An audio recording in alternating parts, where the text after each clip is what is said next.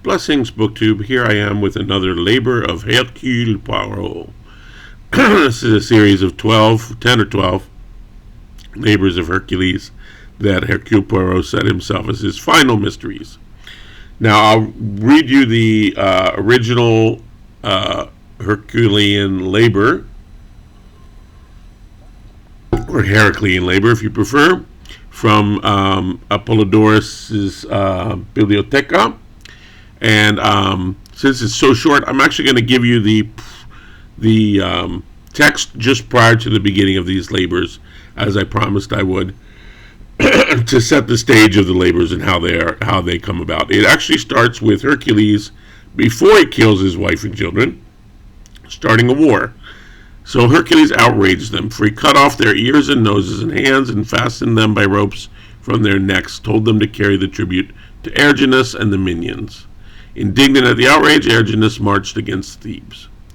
But Hercules, having received weapons from Athena and taken the command, killed Erginus, put the minions to fright, and compelled them to pay double the tribute to the Thebans. And it chanced that in the fight, Amphitryon fell fighting bravely, and Hercules received from Creon his eldest daughter, Megara, as a prize of valor. And Bayer had 3 sons. These vary according to whether you believe Pindar or Empedocles, or Euripides, how many children he had. In this version, it's 3. Where are their names? I lost them already.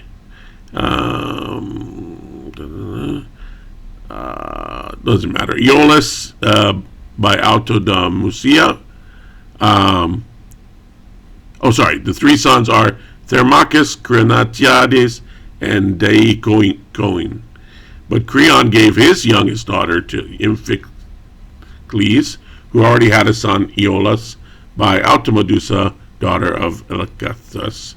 And Rhamdathemis, son of Zeus, married Almena after the death of Amphitryon, and dwelt as an exile at Ocala in Boeotia. So all these lists of names and places that put us off the mythologies, but they really oughtn't to. I mean, the Bible is a great read if you look past the begats. Just skim those sections. Don't try to capture all the places and people, and just wait for the next plot point to pick up, because they will, and it'll be good. So, having first learned from Eurytus the art of archery, Hercules received a sword from Hermes, a bow and arrow from Apollo, a golden breastplate from Hephaestus, and a robe from Athena. For he had himself cut a club at Nemea. So much beloved of the gods, it seems Hercules is, with all these gifts. If only Hera liked him. Now it came to pass, and you know why Hera doesn't like him. The reason she doesn't like any of the people she torments, because Zeus got up to some naughtiness. Now it came to pass that after the battle with the minions, Hercules was driven mad through the jealousy of Hera, and flung his own children, whom he had by Megara, and 2 children of Ephesicles, into the fire. Wherefore he condemned himself to exile, and was purified by Thespius, and repaired to Delphi, inquired of the god where he should dwell. The Pythian priestess, so this is all important for 2 reasons: to get him single again, so he can go after another princess. Of course, we always have to do great deeds for our princesses. And to get him to this Pythian priestess, the Delphic oracle. Now the Pythian priestess then first called him Hercules, for hitherto he was called Alcides, and she told him to dwell in Tyrants, serving Eurystheus for 12 years, and perform the 10 labors imposed on him. It becomes 12 because a couple don't count. We've already seen one of them that didn't count, because Hercules got help. And so she said, when the tasks were accomplished, he would be immortal. Alright, so then we get into the first labor, which I've already done a video for you. The second labor, which I've already done a video for you. And let's scroll down here to the third labor. It's going to be a very short one. As a third labor, he ordered him to bring the Cerytian hind alive to Mycenae. Now, the hind is a deer.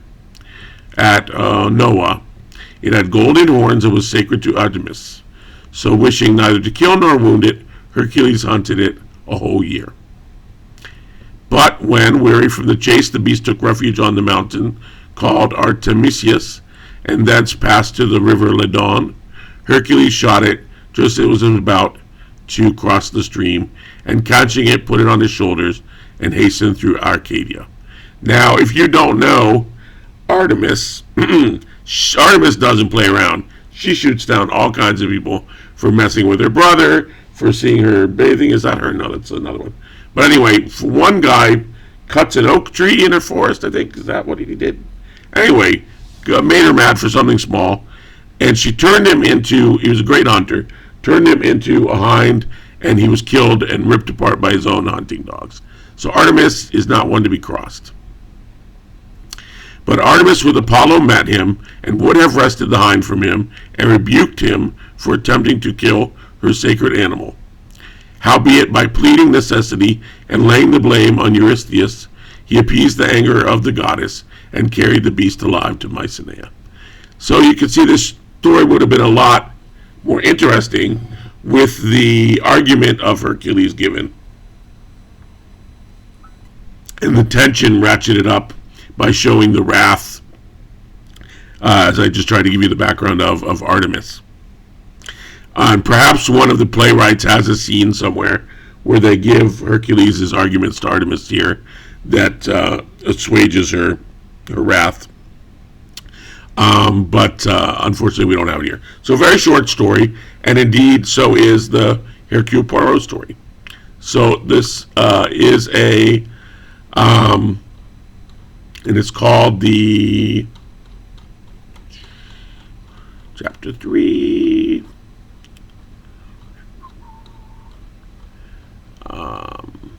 Arcadian Deer. And you know we're in Arcadia. That means this is a pastoral, a bucolic story, a romance, whether you choose to interpret that in the older or newer meaning. And indeed, not much of a mystery, I must say. It's a find the girl story. Very Deus Ex Machina beginning. Basically, the car breaks down. Some mechanic starts talking to Hercule Poirot and mentions this wonderful, beautiful woman that he fell instantly in love with, a maid to a woman in the big house in the neighborhood, and he a lowly mechanic. And he saw her about that one time, and then of course her mistress who was visiting the big house, moved on, went back to wherever she was from, but with the anticipation that she would return again next season, and therefore the maid would be back and the mechanic would see her then. But she never showed up.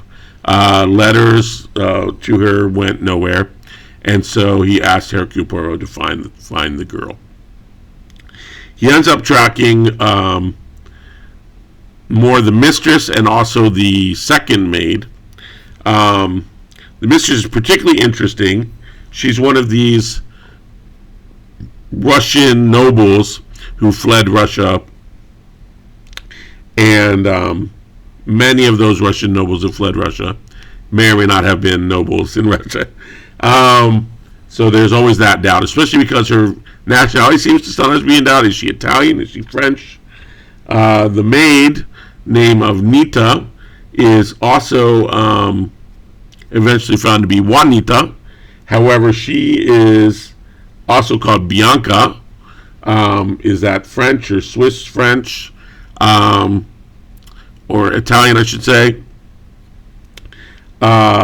She may or may not have died in an operation for her appendix, I want to say, in Pisa. And the tenuous connection to the story, believe it or not, is all nothing more than her golden feathered hair, which put Poirot in mind of a ballet he once saw, and this whole Arcadian fantasy he draws up. So won't say any more than that. As I said, there's not much of a mystery to it, so you could probably already solve it from what I've already told you, even though I didn't give you any spoilers. So what I thought I would do with a story this short, and see if it really is a mystery, is apply to it the criterion by a wonderful website called Summation Gathering. And Summation Gathering is an expert on old queens of mystery, especially Agatha Christie, and golden era mystery as well. And has a video on sort of what makes an Agatha Christie mystery an Agatha Christie mystery, and why they're so great, greater than all the others. And it's not the usual suspects you might expect of sort of Agatha's experience with poison in the medical profession, her class interests, how she deals with servants versus doctors, for example. Her feelings towards couples, whether or not she's willing to separate them in the consequences of the unveiling of the mysteries. Summation gathering, by the way, that just means drawing everybody together in the drawing room to reveal the solution, right? This is necessary for amateur sleuths since they don't have official, police powers. So usually the police are in there, some authority is in there. And the idea is to ideally get get the people to turn on each other or get the suspect to confess. Therefore, proof is not a problem, and we know that the culprit will be brought to justice, which they almost always are with Christie. She's not one to spare her people. It happens occasionally, more or less with Poirot than with her other detectives. But anyway, not talking about any of that stuff. The things he talks about are more literary. So the first would be that obfuscation. That what makes Christie great is she gives you all that you need to solve the mystery. She plays fair, but she also gives you all that you need to construct yourself a complete false path. So she's very good at laying a whole trail of breadcrumbs that lead to a complete other body, killer, twist that you construct for yourself, given the false clues that she lays. That's her greatest genius, I would say, and he very cleverly identifies that as one of the major things. She's a fan of abstract clues, so she's not so much the forensic type with very complicated locked room mysteries or things of that nature. More so the misremembered word or name, the half overheard and misinterpreted red herring, things of that nature. She is quite conventional, of course. This means she doesn't go for elaborate weapons, right? Or mechanics, as I mentioned. She's very economical in her prose, as well as her. Your characters are quickly but definitively drawn. There's no, artful embellishing or setting of scenes. Obviously, the scene settings she gives are amazing, but they are completely crucial to the mystery. They completely set the tone of the mystery.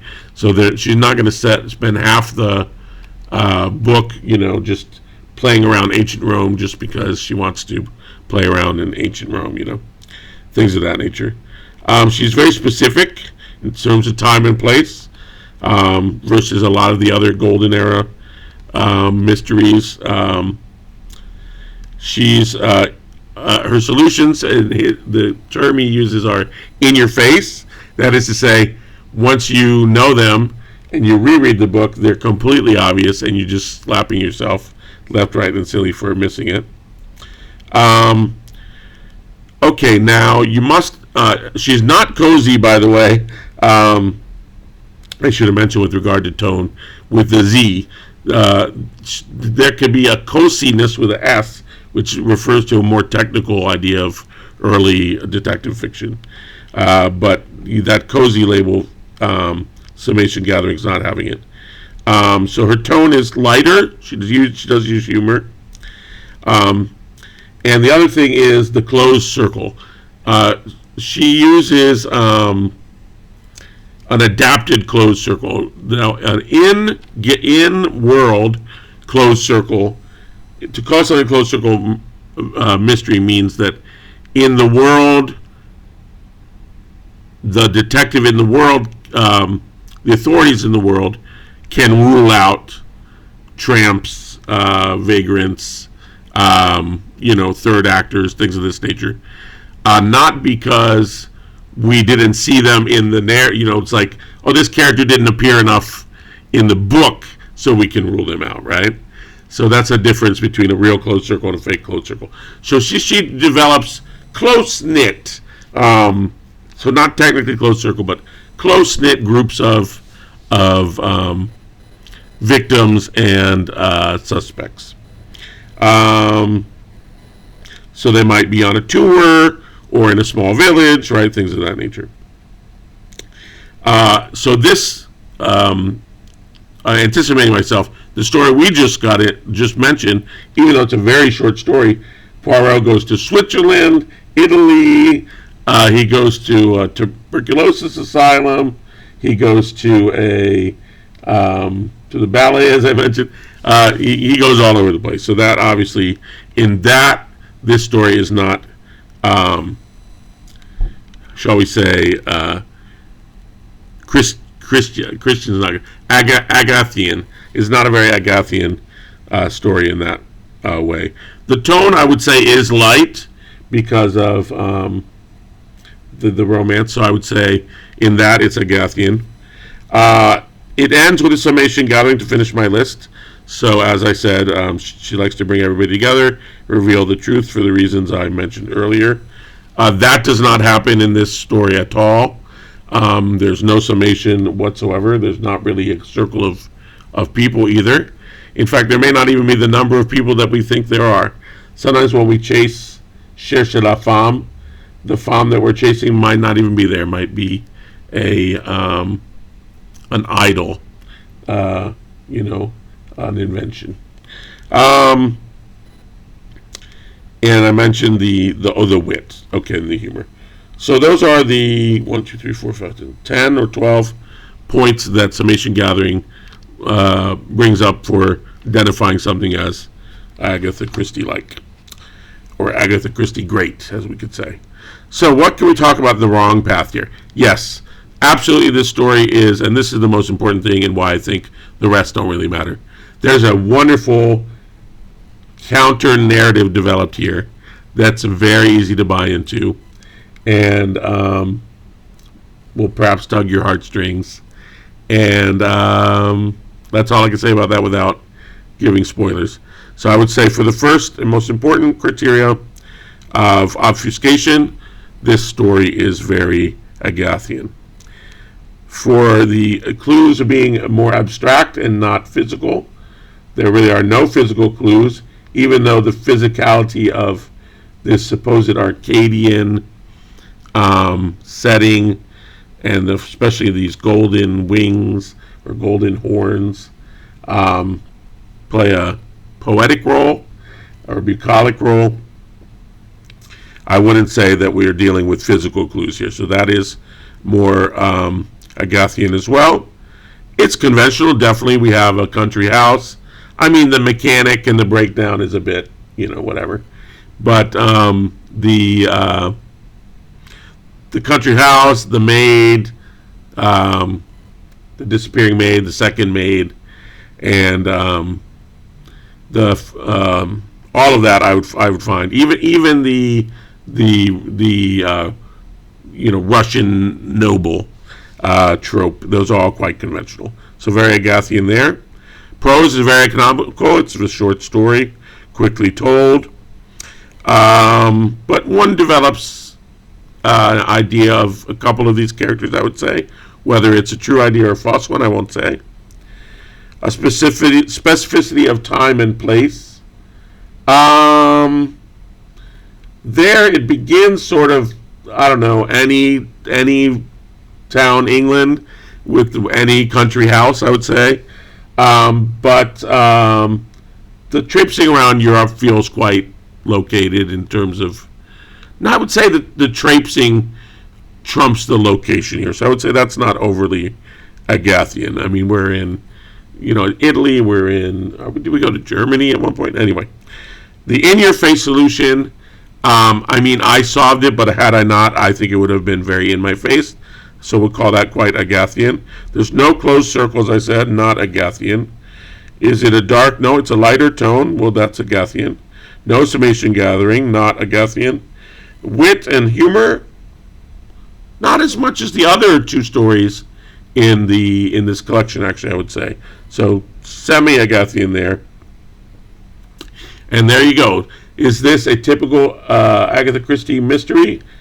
It's a typical Agatha Christie story, and it's the mystery element that is, I would say, trumped by the romance. So therefore, even though the mystery reads completely Agathian, it doesn't have the centrality of what you would expect from a normal Agatha Christie text. So there you go. Hope you enjoyed that. Maybe I took something too short and made it too long. We'll see. Some of these other stories will be quite short, and I'll just let them go with short videos at that. If you're enjoying this series, the stories are, they're not my favorite Agatha Christie stories, so I could be happy doing the rest of them or not. They don't take long, so I'll probably finish the series. But anyway, that was the Arcadian Deer. Hope you enjoyed it. Please subscribe, comment, like, share, dance a jig, carve a walking stick. Thank you.